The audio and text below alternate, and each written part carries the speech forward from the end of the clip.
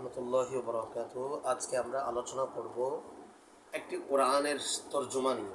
আল্লাহ পাক রব্বুল আলামিন ইরশাদ করছেন, আইনামা তাকুনু ইউদরিকুমুল মাউতু ওয়ালাউ কুনতুম ফি বুরুজিম মুশাইয়াদা।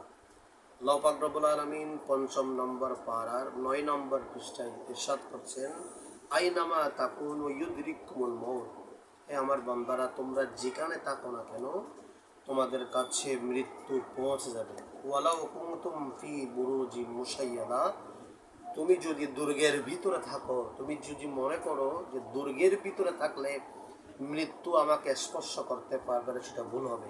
সেজন্য আল্লাহ বান্দাদেরকে সজাগ থাকার জন্য বলে দিয়েছেন, ওয়ালাউ কুনতুম ফি বুরুজি মুশাইয়াদা, যে তোমরা যদি দুরন্ত দুর্গের ভিতরে থাকো, স্বর্ণের ঘরের মধ্যে থাকলেও, রূপার ঘরের মধ্যে থাকলেও মৃত্যু